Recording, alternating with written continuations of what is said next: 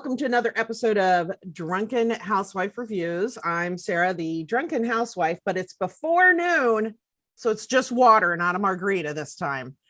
And I'm her host / husband, Ian, and I try to keep her in line when she is drinking too much alcohol. It's actually a hard thing to do when I'm not drinking as well. Just letting you know. Oh, yeah. So, yeah, just letting you know, it's before noon, and I'm not even like one of those people that, oh, it's only 11. I can drink a margarita. No, it's before noon. I'm not drinking alcohol. Yeah, she's a chatty Sarah, so, you know. Yeah. Just so we are with author Neili Getzlow, who wrote Unmasked, Conquering Sexual Sin and Walking in Victory. Correct? Yes. I got that correct? All right. You did. And your book. And you sure you don't want to drink for this conversation, because this is going to go into some really interesting places. That's no, I think I need all my faculties with me for this one. Yeah, for sure. Yeah. Your book is a journey, a personal journey, a nightmare. And I think anybody who reads it would say this is a nightmare, you know, worst fear scenario, I think. Do you want to give us a brief synopsis of it, and we'll just dive right in? I mean, this I think is one that you can't just we have to dive right in. Really. Yeah, we have to dive into this one. Yeah, there's so many different layers, so many different places you could start. I'll give you just a very quick synopsis, although I've never been able to do that. A lot of writers are like, I can't do a synopsis. Go as deep or not as you want to without giving too much away. Yeah, for sure. Well, I'll give you the gory details of the story, of my backstory, which kind of led me to writing this book. I'd say for most of my adult life, I was addicted to pornography. And, that actually started for me at the age of 9. There was this wooded area behind my elementary school. It's called the Playboy Forest. And in there, there was this little enclave, carved out with these logs around a campfire. And all across the forest, there was these little ripped up pages of Playboy magazine. And it wasn't all the magazine, but it was enough to get your imagination going. And so from that moment on, I was kind of hooked.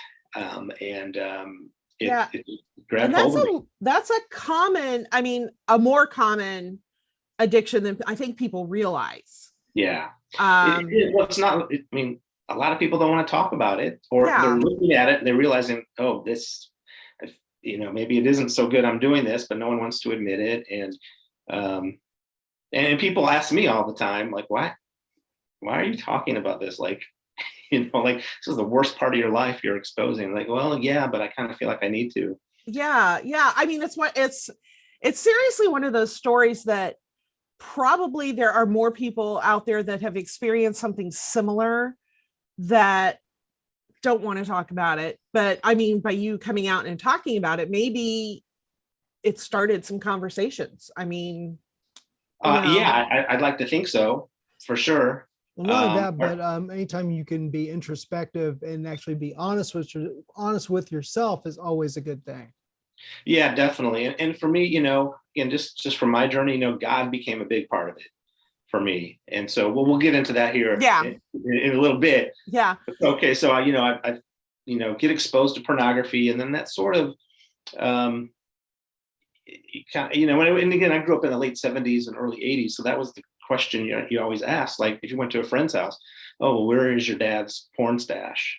And you'd go rifling through the closets or drawers, and you'd find it. And that's just, was sort of what considered a rite of passage. And that's how, you got exposed to it. But as I got older, it just soon wasn't enough. It's for me, it was just like a drug, where I start off with the easy stuff, and then, well, that's not cutting it anymore. I need something more.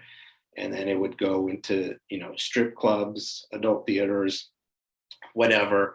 And then for me, ultimately, that addiction led me into the world of prostitution. And for the better part of the last 7 or 8 years, I consider myself addicted to sex, but more specifically, paying women to have sex with me. And this is all while I was married. My wife and I have been married now coming up on 10 years. And then that addiction led me to a hotel room in Chicago in February of 2020. So almost 2 years ago. And I had set up, I was in Chicago on a business trip, had set up an appointment to meet a prostitute in her hotel room, went to the meeting, got done, was getting ready to leave, and the other bedroom door opened up, and out walks this man who looks like a Chicago Bears offensive lineman, dressed in drag, but in his hand he was holding up his cell phone, and I noticed it had my wife's social media information and contact information on there. Wow. And he's like, "You're gonna have to pay us more money, or we're gonna call your wife." And that's that, and I like to say that's the first time God smacked me in the head with a 2x4 that said, "Wake up." And my first thought was like, I did not want to die in a hotel room, so I want to do whatever I can to get out. I can only imagine. Yeah. And again, I've been doing this before, so all these encounters I've had, there's always that risk of something like this happening, but you never think about it because you just try to justify what you're doing, rationalize it away, but no, this time I stepped into it, and but about $900 later, I was able to get out of the room. And but as I'm sprinting to the elevator, I can hear the door open up back up behind me, and they're yelling, "Hey, you're gonna have to pay us more money, or we're gonna call your wife." Well, made it to the elevator, made it out of the hotel, and went on with my day. And this is why I titled the book Unmasked, because I went on the rest of my day, had all my business meetings. Had this mask on. Nobody knew what was going on. It's a mask that I've been wearing my entire life. And I stuffed all these addictions and anxiety and everything, just stuffed it in there that no one could tell. I was just your average businessman, good husband, good family man, normal guy. But I was carrying around this deep, dark, secret life. So I made it home to Kansas City. Amy picked me up from the airport. They hadn't called her. So I'm thinking, all right, well, maybe I avoided the worst. Maybe it was just a way to scare me, and we'll move on. They'll get bored with me and move on. And then 3 days later, Sunday, March 1st, 2020, exactly 9:30 p.m. I'll never forget that time. My cell phone goes off again. And this time it's the couple is texting me again saying, "Hey, you're going to need to pay us more money, or we're going to call your wife in 15 minutes. And again, they sent me her contact information, and then they sent some incriminating pictures as well. So I'm like, okay. But again, I'm just thinking, I'm just going to string them along. If I string them along, maybe they'll get bored and move on to another target. Well, that was pretty naive, because about 9:45, I hear Amy's phone ring upstairs in the bedroom, and can hear the muffled sounds of a conversation, and then doors start swinging open, and she comes barging down the stairs and into my office, and she says, "Are you cheating on me?" And that I did what any good addict did at the time. I lied and said, "This is the first time I've ever done anything like this. I've never done it before. I'll never do it again. I love you. I don't want to ruin our marriage," all that kind of good stuff. And so she was confused. I can imagine. yeah. Reluctantly believed me, and we sort of kind of moved on. But keep in mind that, and so again, at this point, I still did everything I could to hide this from her. I did not do anything to let her on that there was something more sinister lurking in my story, and in our marriage. And so it's funny though. So this happens March 1st, and 2 weeks later, the world shuts down because of coronavirus. So now, and so both of our jobs were impacted for a few months. So we basically had 2 months together where we don't have anything to do. We can't go anywhere. And you guys got to figure it out. I mean, and I like to say Yeah. like, God, this is God's way of saying, I'm going to take away everything you love. And you're going to be stuck with your wife, and you need to figure out if you're going to reset your life. And so it took me a while though to find that to do that. Yeah. Yeah.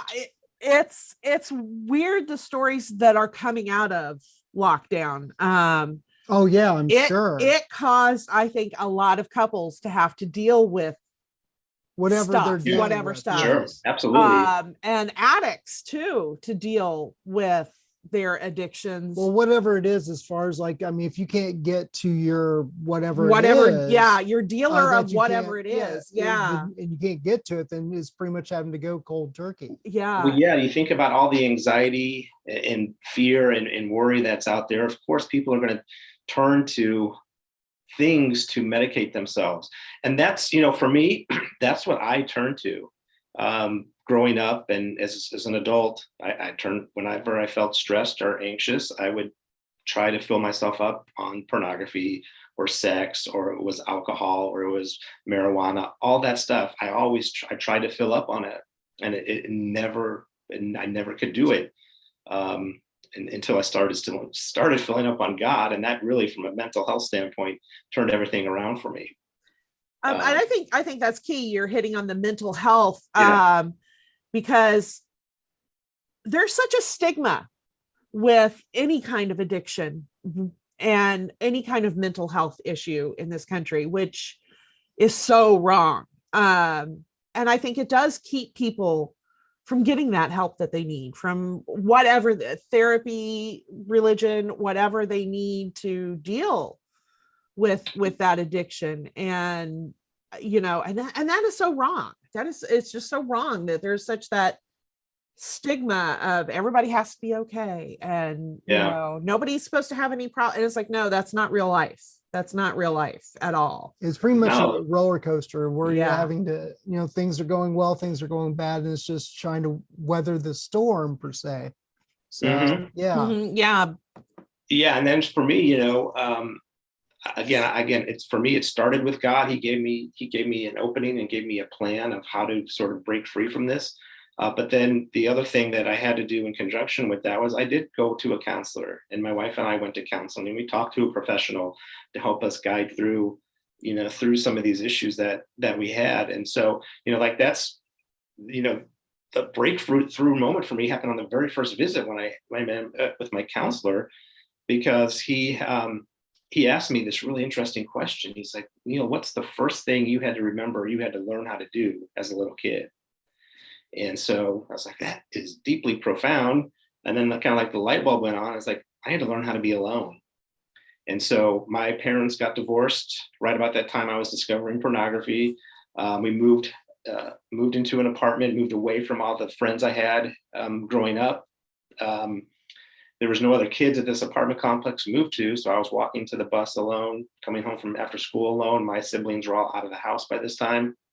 And then, of course, you throw on top of that, now my mom has to work 40 hours a week, which she hadn't done before. So I am spending a lot of time alone. But also at the same time, in my mom's bedroom, on either side of her bed, there were these two nightstands. Each of these nightstands were these stacks of Playboy and Penthouse magazine.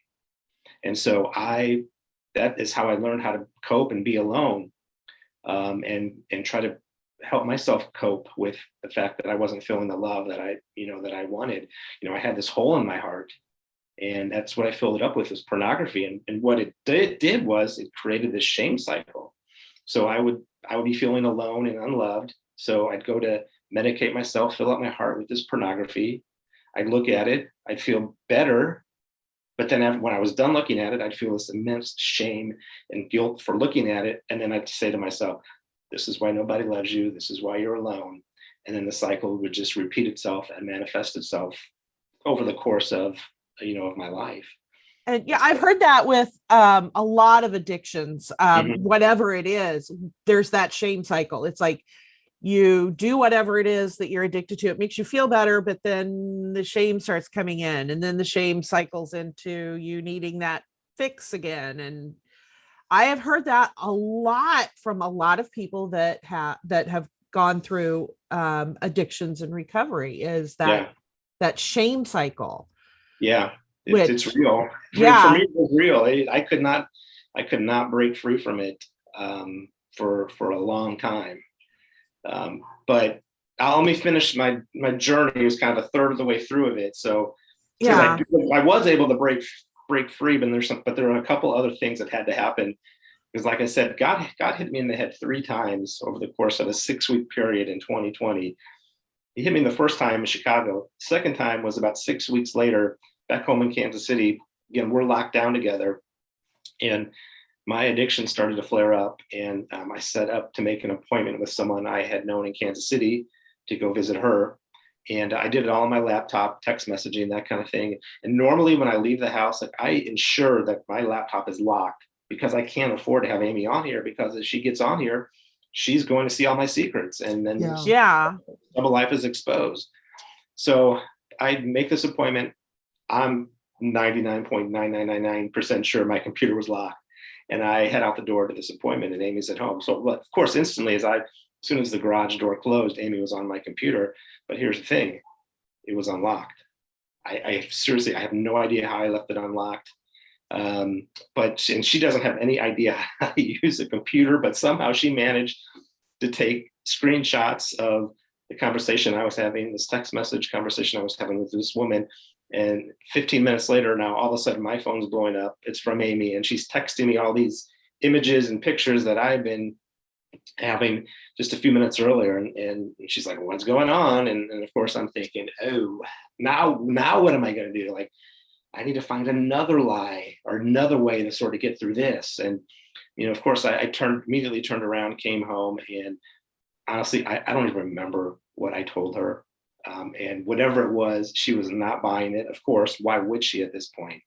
And but I do remember before we went to bed that night, she said, look, she's like, the only way you're going to be able to save this marriage is if you ask God for help. And we went to bed that night, and then finally, then the next morning I woke up. Amy was already gone. She had left the house to blow off some steam. And so I was like, well, this is as good a time as any to pray. And that's what I did. And I just asked God. I was like, look, I'm at the bottom of this pit. I don't know how to stop this. I can't get out of it. I need some help. Give me a sign, let me know that help is out there. And as soon as I ended that prayer, the garage door pops up, and it was Amy coming home. And Amy is truly the key to this entire story. And so she came home, and I told her, and I was kind of excited about this. Like, look, I prayed. I don't know I just feel better. I want to work on our marriage. Please stay and let's work on it. And she reluctantly agreed. Again, keep in mind, like, I still haven't really unpacked everything for her just yet. That's coming here now, because a few hours later, we're sitting on the couch talking, and now Amy gets a message. It's an instant message on Facebook from some random guy we don't know, but all it says is, do you know a Neili Getzlow? Well, it turns out that was the ex-boyfriend of another woman that I had had an arrangement with, and he had found her iPad and was sending Amy all this information. It got to the point where it's like, okay, I give up. Like, you win, God. Like, I'm going to confess everything to Amy, and then I got to get this off my chest. And the way I describe it in the book is like, it almost felt like I was getting ready to throw up. You can feel your stomach gurgling, and it just works its way up, and then it's just like blah. And that's what I did to Amy. Like, I threw up all over the floor of our marriage, and I instantly felt better. Like, I was like, like, thank you. Like, I feel a sense of relief, but then at the same time, it's like, now I'm waiting for Amy's response. And this is the moment that changed our lives. It really did. Amy looked up at me and she's like, Neil, how can Jesus forgave me for my sins? How can I not forgive you for yours? I forgive you. And at that moment, that was the moment that these addictions broke away from me. I've not looked at pornography since that point. I've not been tempted to look at pornography. I've not been tempted to look at prostitutes or visit prostitutes, any of that. My old life is gone. It was died and gone. And in its place is someone that I'm finally have an identity in God. It's helped me with helped me unlock so many things in my life and in my marriage. Like, I have a marriage now that I've always wanted to have. It's crazy. I don't know how else to talk about it as a miracle, because I will say, when this all happened, I was an atheist. And when Amy and I got married back in 2012, neither of us were believers. She had grown up Catholic, but never really was not a very religious person. And so we had lived when we were dating, and we were having all kinds of fun, drinking, carousing, all kinds of good stuff. 3 months after we got married, though, Amy tells me she was saved by Jesus and she's born again. And now imagine that. Now also, like I'm Jewish, grew up Jewish, just for the culture more than anything, not religious at all. Yeah. But grew up in a Jewish family. Consider myself really an atheist. Now all of a sudden I'm married to a born again Christian. Like, are you serious? Like, what? How is that possible? And but she. So that's how we got to that point. But she had prayed for me for 8 years, and so for me as an atheist to hit this moment in time where everything changed, I don't know how to explain it. I really don't. Yeah. I mean, I understand. There are just some things that happen in your life that's like, I have no explanation for this whatsoever. Because I know, like, we have a daughter. Before we got married, we had both been told that it wasn't possible, and there is no physical explanation for how she exists. It's like, there are just things that just, they happen and there's no explanation. And many people are like, it's got to be God, there are those that still, are like, well, I don't know, it's that 1 in a million chance or whatever. They don't, of course, but no, I mean, it just sounds like you guys, I just can't even imagine working through this. I mean, because we've been married 24 years, and I mean, we've been through some things that, because our daughter's handicapped. She also has autism, and people are like, oh, that tears apart a marriage. But yeah, we've worked through it. It's like we both realize we can't deal with that by ourselves. Yeah, we have to be together to deal with everything, with her. And so, but that's nothing with, I mean, with what you guys went through. I'm blown away, seriously, by your story. But I'm very glad that you put your story out there, that you've shared it. I know that the decision to write the book also was one that you and your wife had to come to together. We did, because we get that a lot from people outside of the faith world who say, why are you sharing this? Like, especially to me too, like, why are you exposing this entire seedy side? And it's just like, because it would have been so easy to walk away from this marriage. I think if Amy was not saved, I absolutely believe she would have walked away, and my life and our lives will look so much different. I'm convinced that if that had happened, I would have just sunk into my sins as deep as I possibly could until I was dead. Like, I know that's the direction I was trending until this happened in my life. And so we wanted to share our story to give other couples and people who are dealing with addictions just hope. Like, there is a way to turn your life around. And again, I just point to myself, like, and God gave me this story, and so I'm not going to sit on it. Like, I want people to know, like, there is a way. And even you take out the religion part, even if you're dealing with addictions, there's still a way to reclaim your life and to get away from that stuff. All that stuff is, the alcohol or drugs, you're trying to fill up this hole in your heart. But there are people out there that love you and care about you, and that will help you try to walk away from it. And for me, I needed that motivation from God, and that path from Him.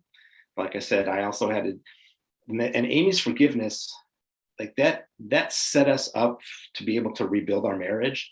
And that was really more for her than it was for me, because if she doesn't forgive me, she carries around this bitterness and anger. It's over, right? And so, but by forgiving me, she helped unlock this possibility for us to rebuild.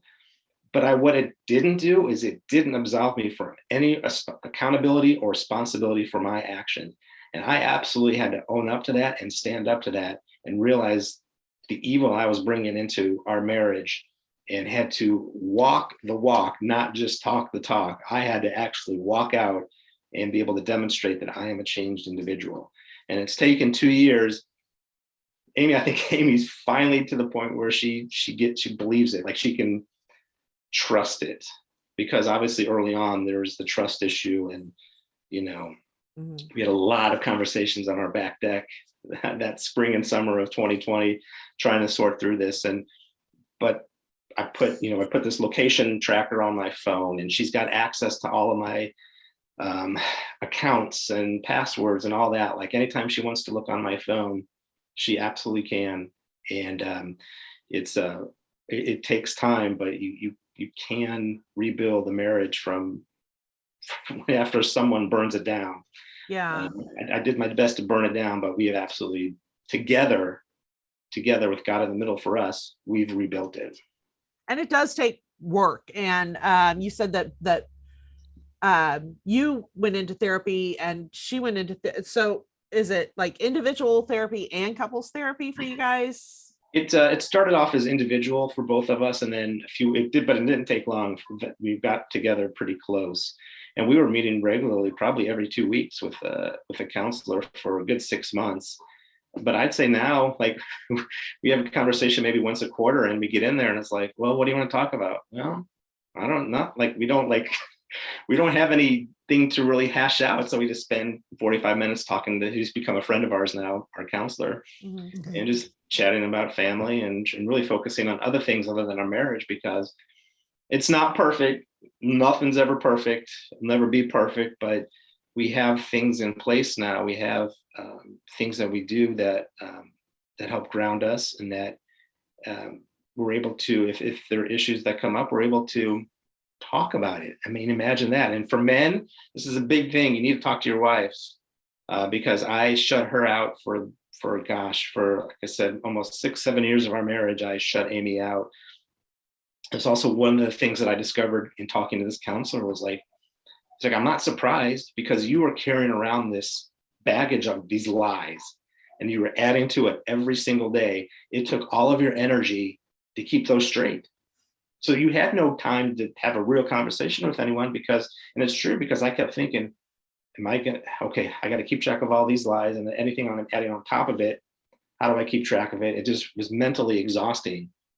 But with adding to your stress level as well. Oh, yeah. So the more stress you had, the more you needed that stress relief of your addiction, and it just snowball. Yeah. And I've got this freedom now where, gosh, like I can think clearly. I can have a real conversation. I'm still learning myself. We're still learning to communicate, but I'm telling you, it is like night and day difference from where we were to where we are today. And writing the book, and I let Amy read every chapter before I moved on, just to see what she thought. And I think that was part of the healing process for us too. And even if we didn't sell any books, like just the act of writing it and being together and doing that, and then being able to talk about our story with others. Like if that's all it does, and it just helps one person, then that's great. Then we've done what we need to do. Yeah, exactly. Because like I said, now you've put your story out there, and hopefully have started conversations with other couples that might be going through maybe not the exact same thing, but something similar, and hopefully started that conversation, started that, I need to talk to you moment between couples. Because I know that is a powerful moment to lay it all out, and to just, like you said, just emotionally vomit all over your marriage. That's a good visual, really. I mean, I can't think of a better way to describe it, because you literally are just like, everything's coming out, and it's you. Couldn't stop. It's just, once it comes out, that's a good, hang on to that description, because it's perfect. Well, good. As a married couple, I think we could agree that vomiting all over your marriage is just a perfect visual for people to hang on to. is there anything else that we're kind of getting around to that time? Is there anything else that you're wanting to bring up or discuss or kind of touch on before we wrap things up, or are where are we going here? See, you can tell he's used to me just talking, and knows when to cut me off. Sure. This is how our marriage works. That's okay. He works. He knows when to be like, okay, honey. Well, no, not so much that, but just kind of, I think we delved into a lot of stuff. We here, did, and we I did mean, get a lot of yeah, things it's across, and I thought we did very well as far as like, I think did we pretty much touch on things that you wanted to touch on, sir?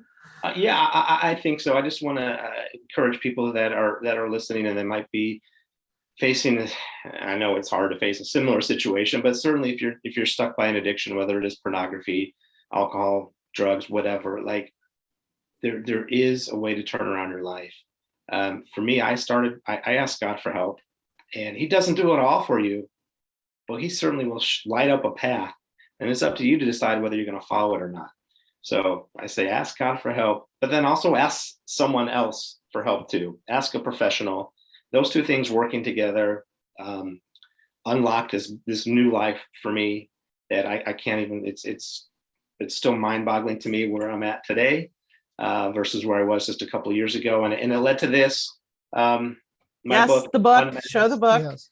So if you go to my website, neiligetzlow.com, and you go there and purchase the book there, you can learn more about me.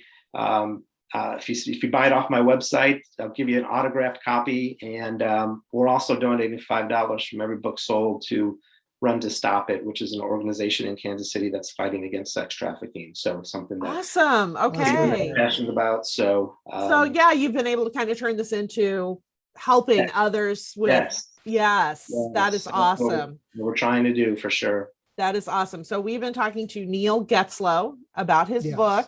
Show the book one more time. Yes, Unmasked. And it's available on your website. I believe it's also available on Amazon. Yep. So I recommend people checking it out. I recommend if you're dealing with any sort of addiction or mental health issue, please reach out and get there. Neil is a living example of getting the help. Yes. Laying it all bare and getting the help. And we are so glad for you and your wife that your lives are turning around, and we just wish nothing but the best for both of you. And may your lives just, what is the wedding toast people say? May this be the unhappiest day of your life or something like that. Sure. And it took me a minute to think about that one, but yeah, it's like, okay, if this is my worst day, then where's my life going to go from here? So, well, I thank you for having me on, and I'll say we'll look you up again, because our goal for 2022 is actually to write Amy's story. So we might actually try to republish this, but add Amy's story to the back of it, because I think that would be amazing. That would be amazing. And we would definitely have you guys back on for that. Awesome. So cool. Give us a call and we'll do that. All right. All Sounds right. Good. You have a great day. Thanks. Thank you. Thank you. Bye now. Bye. Bye.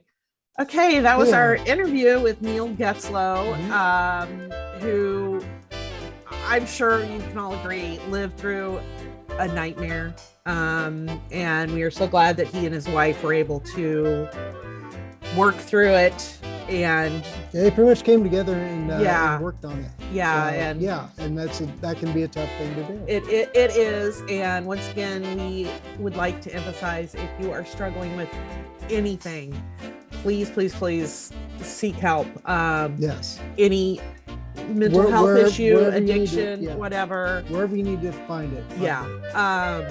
Primary care. A lot of people are like, I don't even know where to go. Primary care physicians are a great place to start. There should be mental health organizations everywhere that you can call. But please do not be afraid to reach out and get that help. So until next time. Bye, guys. Bye.